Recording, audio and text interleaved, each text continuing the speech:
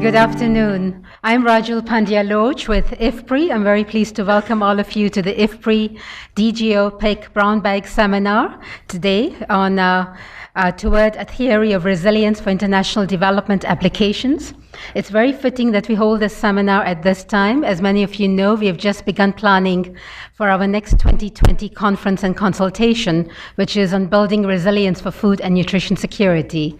As we started to think about that, we realized we have a major expert in our midst who can help us to think through, to conceptualize, to think through some of the key issues and how to frame this. So I'm very, very happy, Chris, that you accepted our invitation. You're back from Australia, a perfect timing for us, and that you're here to share with us your theory that you've developed together with your co-author, Mark Constas. Everybody knows Chris by now, and if I was to give your entire bio, I would be as long as you're going to speak. But I'll just very briefly mention that you are the Stephen B. and Janice E. Ashley Professor of Applied Economics and Management and International Professor of Agriculture in the Charles Dyson School of Applied Economics and Management, as well as Professor in the Department of Economics and Fellow of the David Atkinson Center for a Sustainable Future, all at Cornell University. We are very pleased to welcome you. We will have an opportunity to take some questions both from the room as well as our online audience.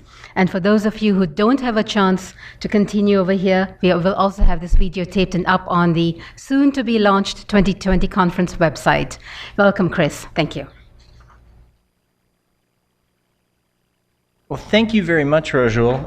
It's a pleasure to be back at IFPRI and to see many old friends, including some non-IFPRI people. Thank you especially to those of you who've hauled across Washington. I realize that sometimes that's a harder trip to navigate than coming from Ithaca to Washington. So I appreciate that people have taken time on an August day. And in some ways, I feel like I don't even need to give this talk because I could just ask Rajul to stand back up because she just arrived this morning from Ethiopia, and yet she's here and perfectly functional and articulate. So she is a perfect representation of resilience in some ways. But on a slightly more serious note, the talk I'd like to give, which is a first draft of a paper. So this is very much work in progress, and I encourage you to give us feedback on this. Mark Constas, who's one of my colleagues at Cornell, Mark and I have been engaged in some discussions with a number of NGOs over the past 12 months or so, a bit with USAID, with FAO, with others, as the donor community has begun to promote resilience as a very prominent concept, organizing at least some threads of its programming, to try to take a step back and think through what do we mean by resilience as researchers. How would we theorize about resilience so as to create a foundation for measurement and for monitoring and evaluation and for being able to develop programming ideas for implementing agencies. So that's the genesis of this paper. So this will be a very general paper. If you're looking for specifics on what to do with respect to higher frequency occurrence of drought in the Sahel, or what to do about the risk of increased flooding in the high Andes, this is not your paper, and I don't feel any insult whatsoever if you have better things to do over your lunch hour. But if you want something that's general, hopefully this will be provocative and get you to think about what we mean by resilience, because it's become an enormously popular buzzword. Let me just be blunt. It's become the subject du jour for lots of consulting agencies, for lots of donor agencies. I mean, you see here just a smattering of cover images of various reports. And frankly, I think this is all good. It's all a response to people observing changes and wanting to retool, to figure out how to adjust programming in ways that will respond to several different things that I think are really the root behind resilience, the current drive for resilience. So let me just enumerate these briefly, not so much because I want to digress into a long discussion about why is resilience proving popular, but I think it's important to fix in our minds what are the key things we need to have front and center as we begin to theorize about and to measure resilience.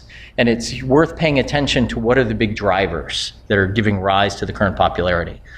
Well, the first and most obvious reason why resilience is becoming far more popular in development and humanitarian community discussions is that risk is perceived as becoming more acute, more widespread, more multivariate. Climate change, the global food price crisis or spike, or whichever way you want to characterize it, the global financial crisis and continuing slow growth and largely jobless recovery in the high-income world with major spillovers in emerging markets, a variety of different problems surrounding pathogens and pests in different communities. Whatever particular risk you're interested in, these are gaining in frequency and intensity and certainly in visibility. So increased attention to risk is one of the big drivers, I think, behind resilience programming. So we need to put risk right in the center of any core theorizing we're doing about it. The second driver, I think, and I'd be interested in responses from those in the donor community on this, there is a long-standing challenge that the donor community has faced in reconciling humanitarian programming and the humanitarian imperative to save lives, respond to emergencies, with the longer-term, typically more growth-oriented development ambition. And resilience is increasingly seen, I think, as a way in which we can perhaps find a bridge. You know, there have been a variety of attempts at the relief to development continuum, and all sorts of other labels have been used over the last 10 or 20 years. Quite a few of you are deeply steeped in this. But the challenge of being able to find programming that aims at reducing the likelihood that you have to have an emergency response in a year's time or 2 years' time, and the challenge of developing emergency programming that not just keeps people alive for a short period of time until they can get their next harvest in, but that sets them up to have a lower likelihood of that sort of a crisis coming up again a year or two later. That's a really serious challenge, and we haven't got a good way yet of grappling with that. And I think there's the tantalizing promise that something in resilience might offer us a bit of a keyhole through which we can see parts of how to create a linkage between humanitarian response to disasters and longer-term development programming. And I think the third impulse that is giving rise to this present fascination with resilience is increasing recognition of how closely coupled human and natural systems are.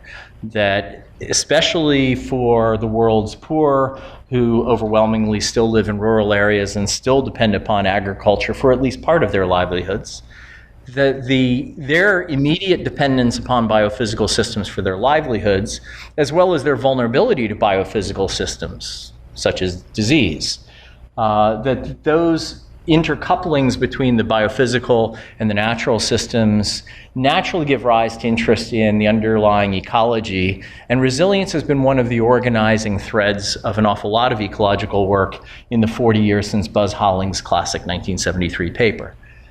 So I think that there are at least these three different threads, which have different weight in driving people to look towards resilience as potentially offering something promising. And Mark and my view of this is that there is indeed potential promise in resilience, but I'm frankly not completely sold on this idea, and I'm not completely sold that there's anything radically new here. Indeed, I think there are some dangers in trying to get too radically new with resilience, because as you'll see shortly, I think we already have a lot of the components we need to build a credible theory of resilience that can inform measurement, can inform monitoring and evaluation, can inform programming. We already have a lot of the key building blocks in hand in existing work in development studies, and particularly in development economics, around the dynamics of well-being.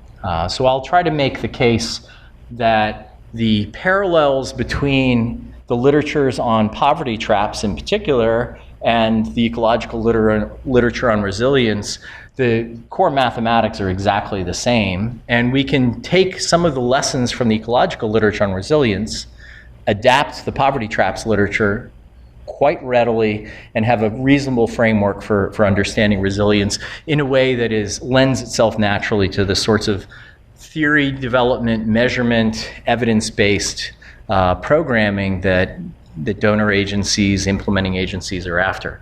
So that's a gap right now. I'd make the case that we don't have a credible body of theory on resilience as it applies to development.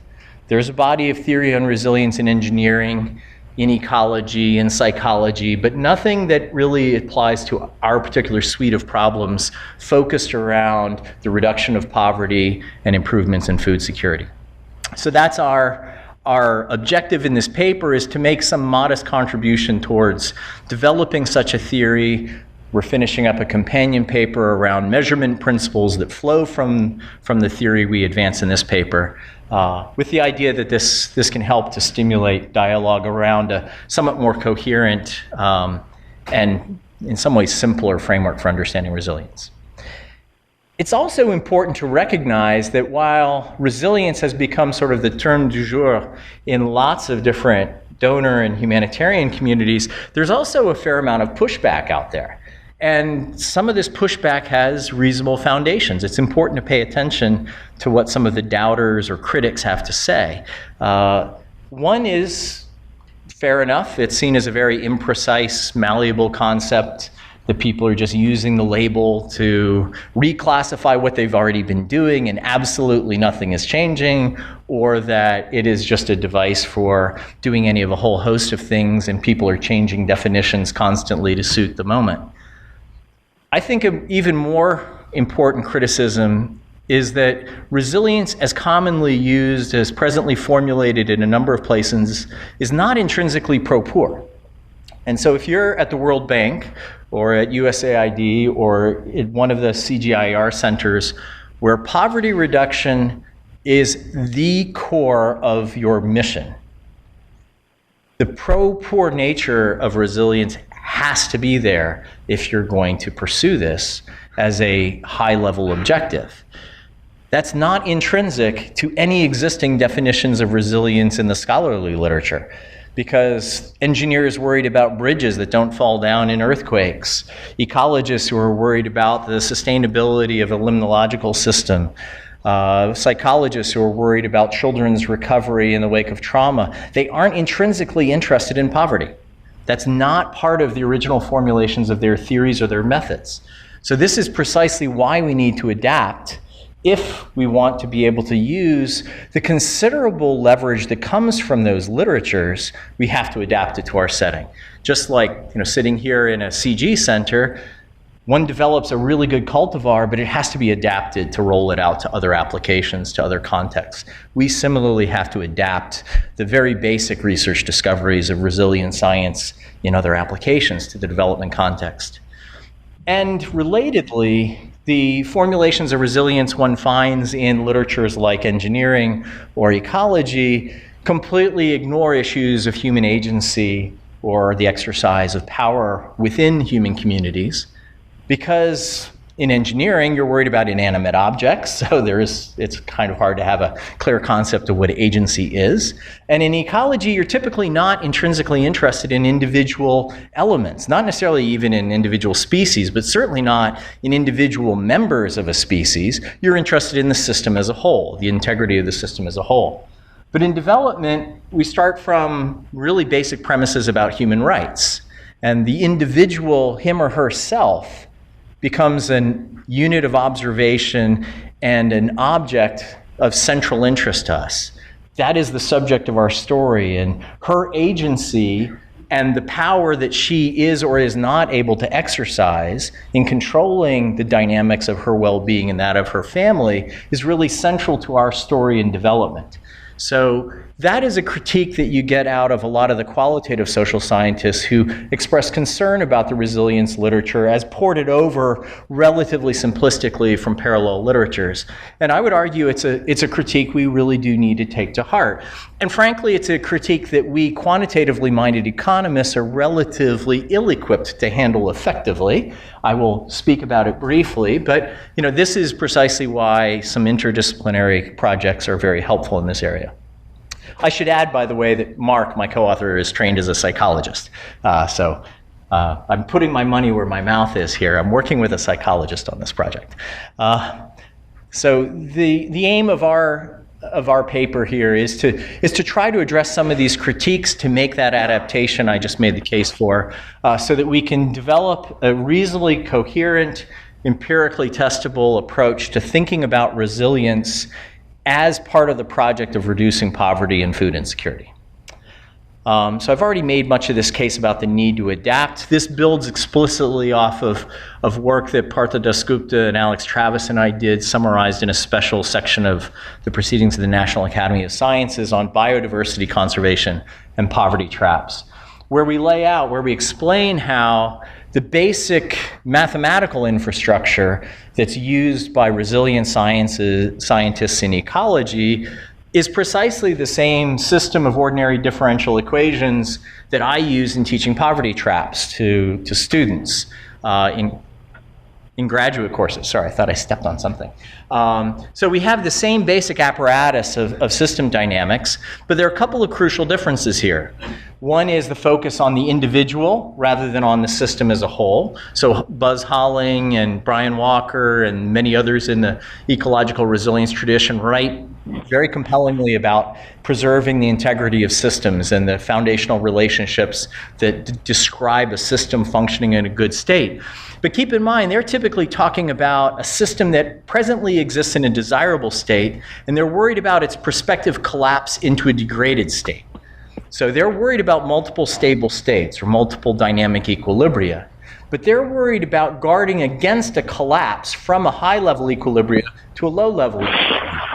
Those of us who work on poverty traps are interested in precisely the same system, but we're at the bottom looking up.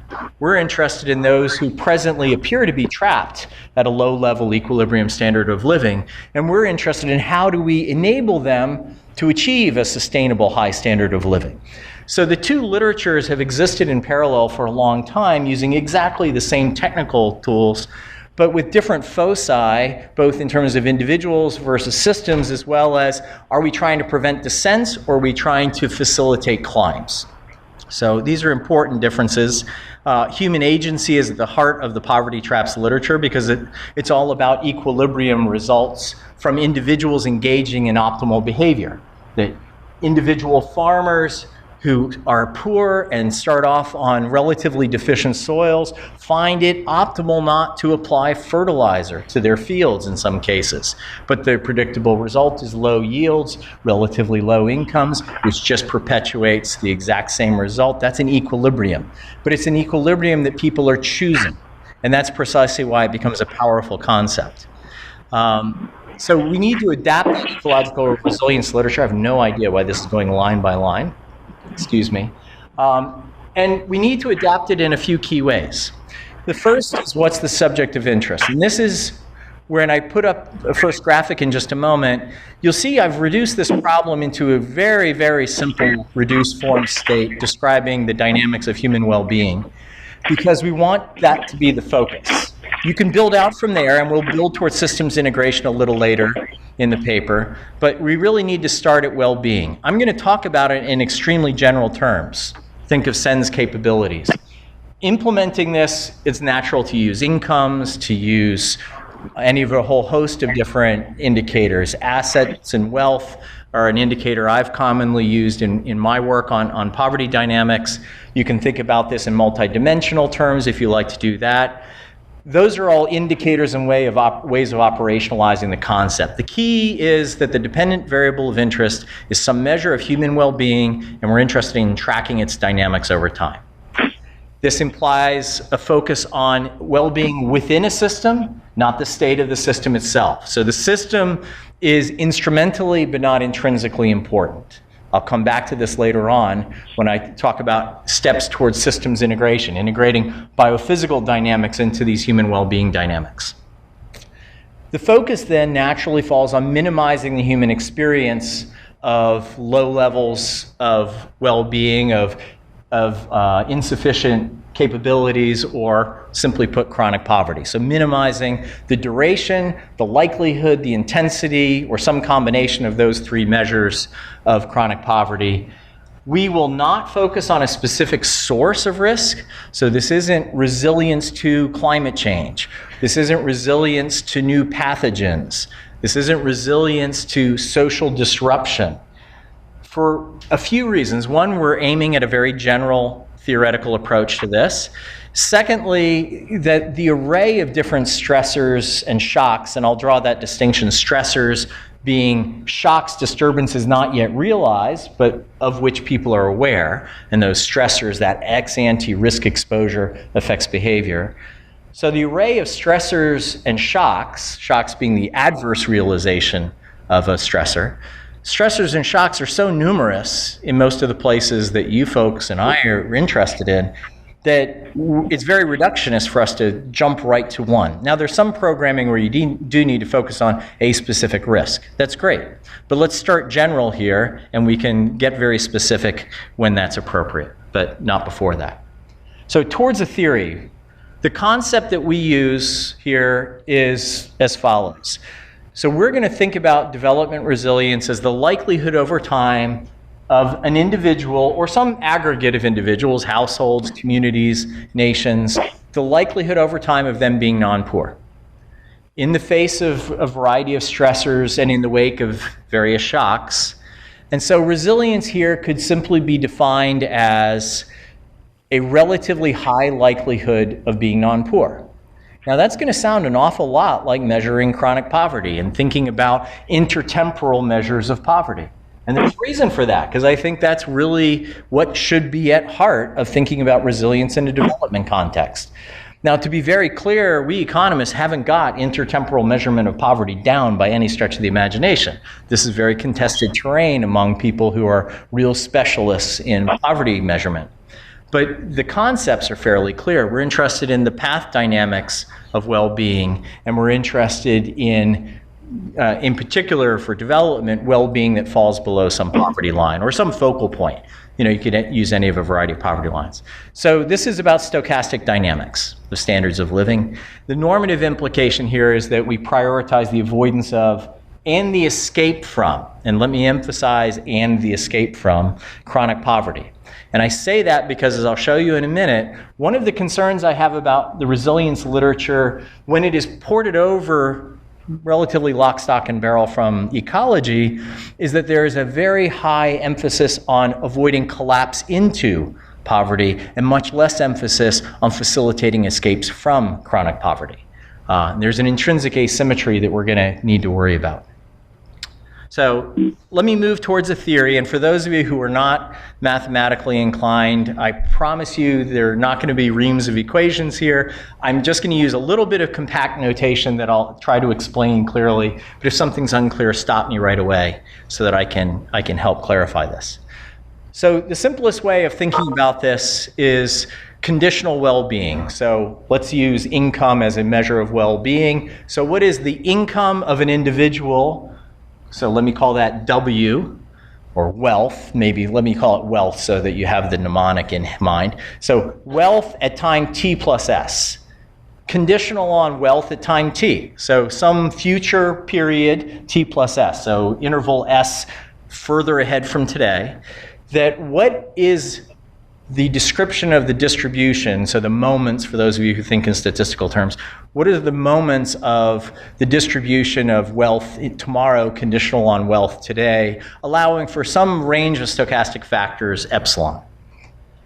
So the moment function m to the k power is a very compact way of saying the means, the variances, the skewness, whatever moments you like. The whole set of these together will represent the distribution, the conditional distribution of future wealth given today's wealth. And that's ultimately what we're interested in. So the moment functions describe quite generally, but in very reduced form. I'm not explaining mechanisms by which any of the wealth dynamics result. This is pure reduced form, but that's a way of representing the stochastic dynamics. So this graphic is a way of visualizing candidate stochastic dynamics. And I'm going to need to take a couple of minutes to walk you through this, and you'll see this again. So let me take time to explain it, hopefully clearly. So this graphic depicts on the horizontal axis today's well-being. so WT. And on the vertical axis, tomorrow's expected well-being. Notice expected. So this is the conditional mean, or the conditional expectation function, represented by the first moment function of tomorrow's wealth. If you plot today's wealth and tomorrow's wealth, and these are measured identically, the 45-degree line, the dashed black line that goes up diagonally there, where the two are equal is dynamic equilibrium. So that's where the two are stable over time, and so you have dynamic equilibrium or a stable state when the wealth, the expected wealth conditional on where you begin today, is equal to the expected wealth in the future. Okay, so that's how you're going to read this graphic. Now we depict the poverty lines. I'm sorry. My students at Cornell sometimes joke about I work too much with pastoralists because I sort of migrate around the classroom as I teach, so I'm struggling to keep myself rooted to the microphone. My apologies to those who are listening. So the poverty line here, whatever poverty line you like, is depicted by P underscore, and that's the same on both the horizontal and vertical axes, so you can see it easily. Those are the anchors just to orient you. Now the blue line here is just one of any of a whole host of candidate conditional expectation functions, or the nonlinear expected wealth dynamics that characterize a system. There's nothing that requires it to look like this, although this is a particularly interesting case. But there are a couple of foundational things here that I think we do need to talk through. The first is if we depict the lowest level of well-being as death, that's an absorbing state. So leaving aside theological matters, in expectation, people are not coming out of that within any of our data sets. So we can think of that as a stable equilibrium. And I hope relatively non-controversially, think of it as the least desirable stable equilibrium out there.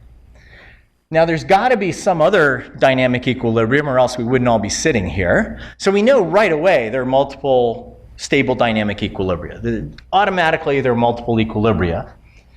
Whether there are more than these two extreme values, death and some non-poor standard, because our dynamic equilibria is manifestly non-poor, whether there exists another stable poor equilibrium is a subject of considerable controversy in the literature. So some of us have documented the existence of low-level equilibria, poverty traps, in particular populations. I can think of quite carefully done studies in Ethiopia, Kenya, South Africa, Zimbabwe, for example. But there's equally clear evidence that this is not a general condition, that you won't find that everywhere. Nothing that I'm going to talk about turns on having that sort of dynamic. It just makes it more interesting. What is absolutely essential, however, is that you accept my claims that there are immediately multiple equilibria, death and some non-poor standard of living, and that at least initially there's some range here where that well-being function is increasing, so it's convex. What does that mean? What that means is that there's some low-level standard of living where without intervention, we expect people to descend into death. That some people will be sufficiently sick, malnourished, what have you, that they will simply not survive much longer without some sort of direct intervention to move their current state from a very low level to the right. So as long as you accept that relatively general argument that... Can you all hear in the back? I don't know how loud this is back there. Okay.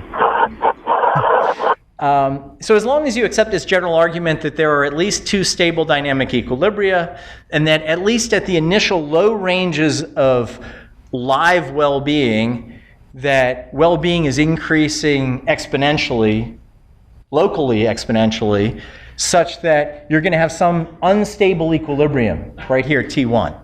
That's all we need for any of this to work. We just need one unstable equilibrium, and everything that I will talk about will work. Now, I'm going to make the argument that this is a lot more interesting in the cases where you do have a T2, in the cases where you do have a true poverty trap with multiple equilibria of the sort that we found among pastoralists in multiple data sets, for example. But you don't have to buy that argument. A couple of other things that you have to agree with me on for us to proceed here reasonably well. The first is that being in the non-poor zone is defined by the basin of attraction between whatever unstable equilibrium exists, to the right of which exists a stable dynamic equilibrium above the poverty line. So if you don't believe that this thing exists, then it would be everything to the right of T1 would be the non-poor zone. Ultimately, we expect people naturally, without any sort of adverse shock, without any sort of intervention, will naturally move up towards a non-poor standard of living in expectation. So this non-poor zone is where we want people to be. That quite naturally, they will oscillate around a non-poor standard of living. That's okay. We don't necessarily worry about people suffering transitory losses and then coming back, as long as they're in a region where the system naturally helps them return to their non-poor state reasonably quickly. So this is the desired state in which, the desired basin of attraction in which we want everyone to exist. The humanitarian emergency zone, where everyone is collapsing towards death in the absence of an intervention, that's what we want everyone to avoid. So these are the extremes on the well-being continuum among these sets. And then there may be, if you have multiple equilibria of the poverty trap sort, there may be a chronic poverty zone where people are in a basin of attraction where there will be oscillation in standards of living, but it's oscillation all around a poor standard of living.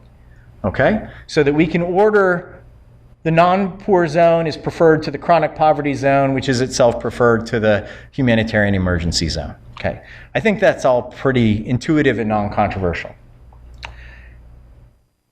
As drawn here, anyone who's in these latter two basins, the red basin of attraction, the humanitarian emergency zone, or the yellow one, the chronic poverty zone, anyone in those areas is poor in expectation. For those of you who think in technical terms, ergodically poor. Okay, the infinite time horizon and expectation, they're going to be sitting below the poverty line. Okay, how quickly they get there is purely an empirical question, but they will be there. And this conditional expectation function, as written, is just a pure reduced form representation, typically produced using observational data. It's just a way of summarizing what we know about how people in this population move over time.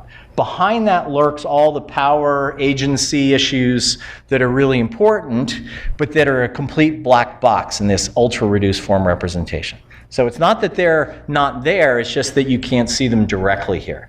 So we need to understand what would give rise to these dynamics. So that's kind of the core simple way of conceptualizing what we're going to mean as we talk about well-being dynamics and resilience. So a couple of key things here now to recognize, building on that graphic. This is exactly the same graphic. Nothing's changed. The development ambition is to move people out of the humanitarian emergency zone or the chronic poverty zone into the non-poor zone. What we're trying to do typically in the development project is to sustainably reduce poverty. Commonly, agencies will target those who they perceive as chronically poor and try to change the underlying structure of the system that those people face, or to provide them with transfers to educate their children, to provide cash transfers, to provide land through land reform, any of a whole host of different mechanisms, but try to move them into the non-poor zone by some mechanism. The humanitarian ambition, complementary to the development ambition, is to keep people from falling into the humanitarian emergency zone and collapsing towards death. It's based off of the right to life and the simple imperative to save lives and the corresponding claims individuals have to government intervention to save them when they are expected to perish in the absence of rescue. So you have a humanitarian community that worries about disasters that hit and imperil lives at large scale. And you have a development community working side by side with them but with different emphases depending upon what's been happening in the Sahel or the Horn of Africa or Afghanistan or where have you. And the development community is looking to the right, and the humanitarian community is looking to the left on this graphic. But this is a way in which we can integrate those visions. But notice this has very different implications for resilience if we start thinking about resilience as the probability of people being in this non-poor zone over time. That for the current non-poor, for the people who are up in the non-poor zone, this is exactly ecological resilience as discussed by the conservation biologists. It's exactly like keeping the lake ecosystem intact and not seeing all the major predator fish collapsing because of spills that take out the prey fish. You're trying to keep them from going beyond that tipping point at T2. And that's the role of social protection programs, employment guarantee schemes that encompass people who might be presently non-poor, et cetera. So the idea of resilience for the non-poor is to prevent descents into poverty.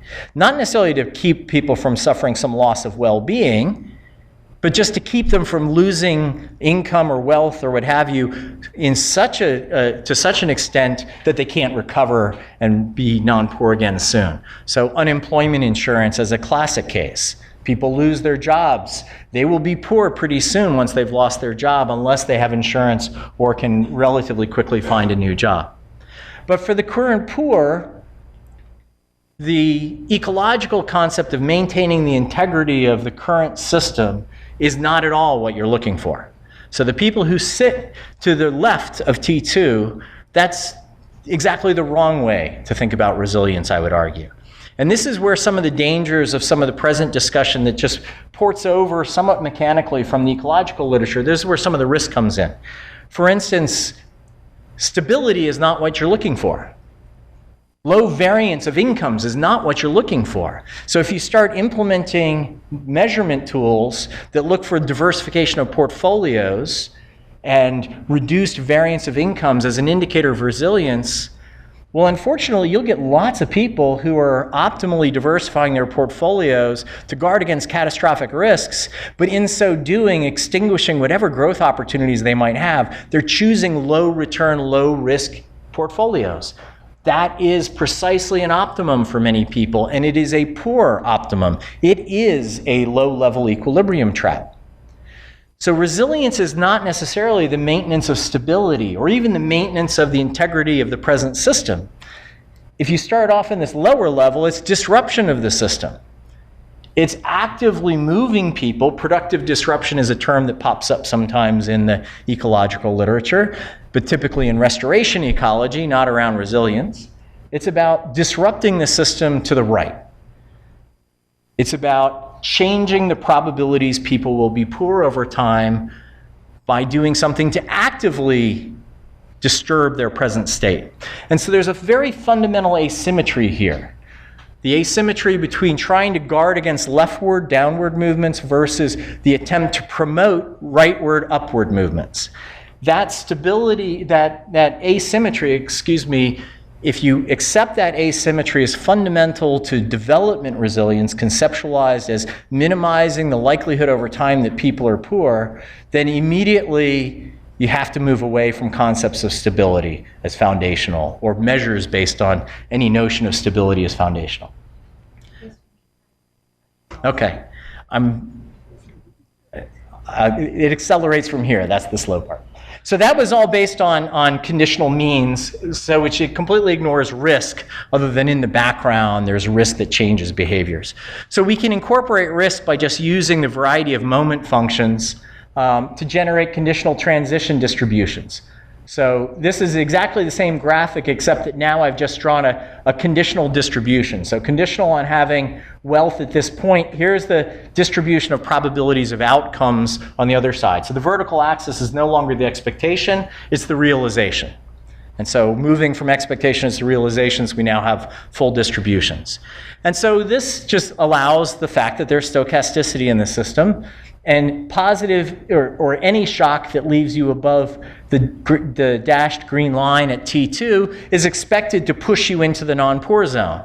Conversely, shocks that leave you below the dashed red line, equivalent to T1, are expected to cast you into the humanitarian emergency zone.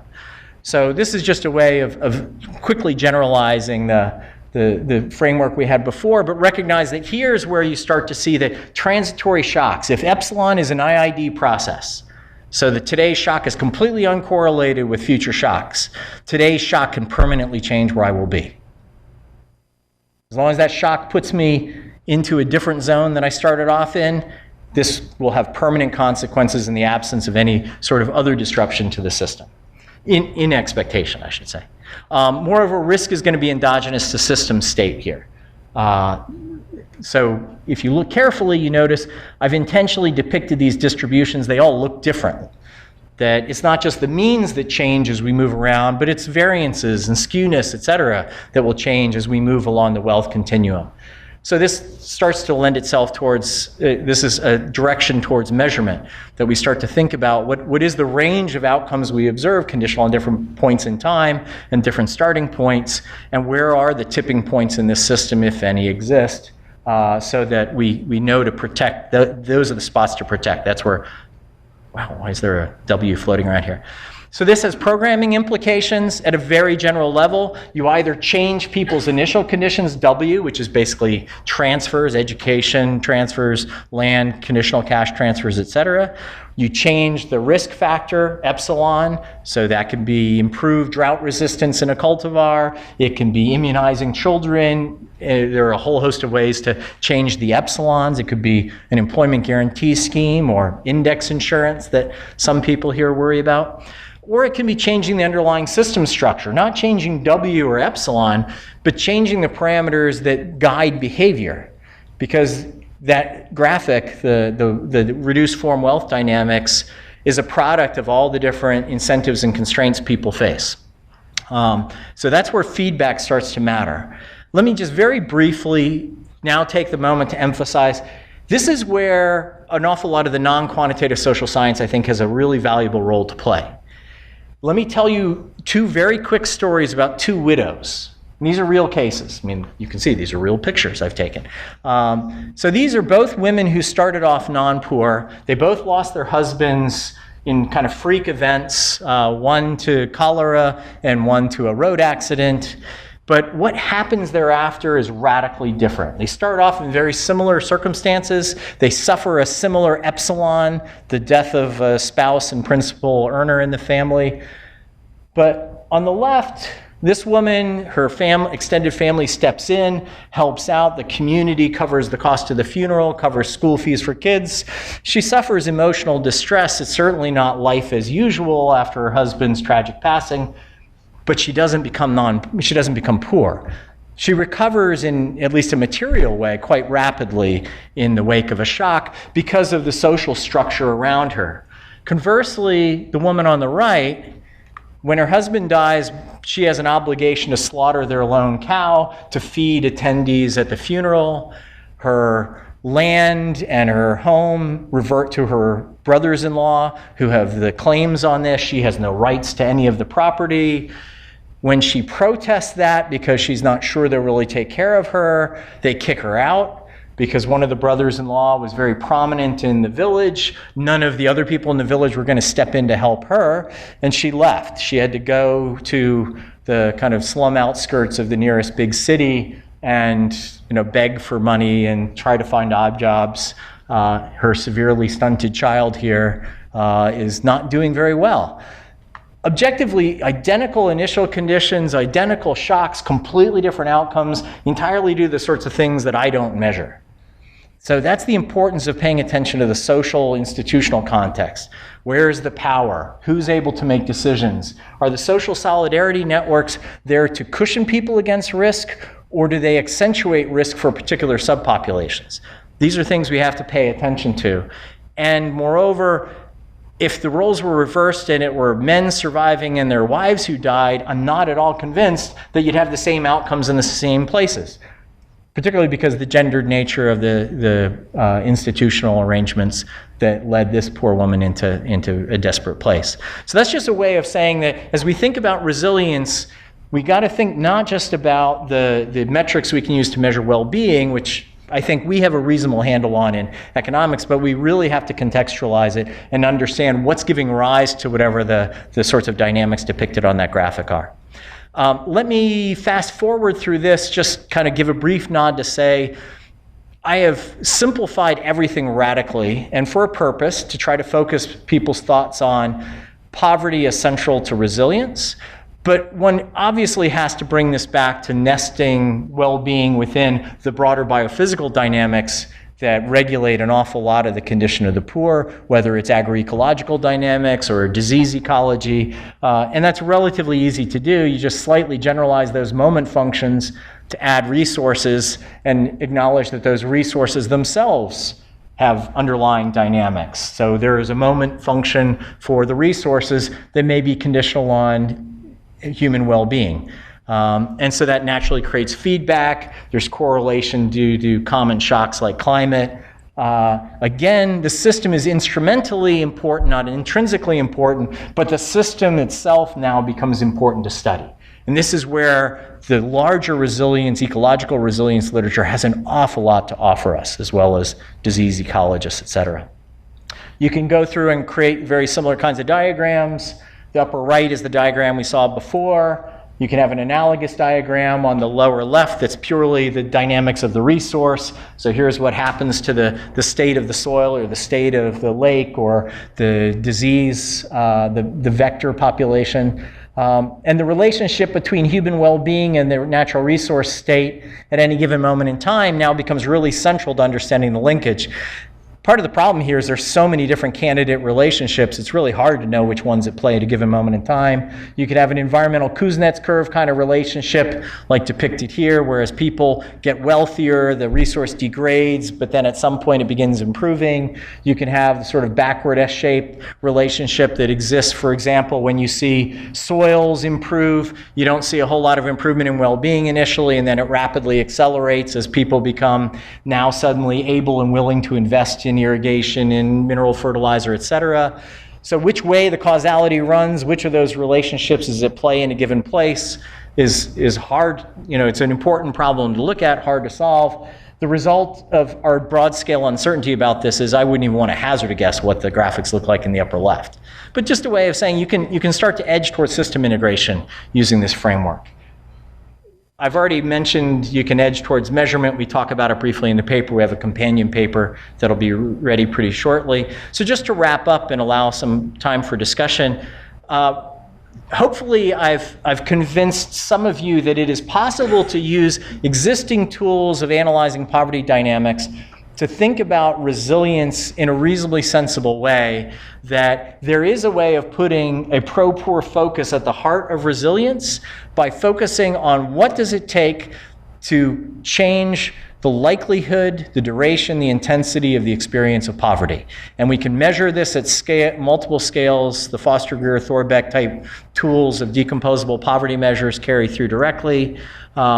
This creates an enormous project, obviously. This is a big research agenda, not just around fleshing out the theory we've sketched out here, but in particular about taking this now into measurement and monitoring and evaluation and resulting programming prioritization. Where's the biggest bang for the buck in improving resilience if you take sustained reduction in poverty as your core principle. But the start here, I would argue, is we need a firm theoretical foundation. We're hoping to stimulate some dialogue around that, maybe even have something like this wind up being a reasonably broadly accepted theoretical foundation. From there, we can proceed with measurement with a common vision in mind. So I look forward to your comments, and I thank you for your time and your interest.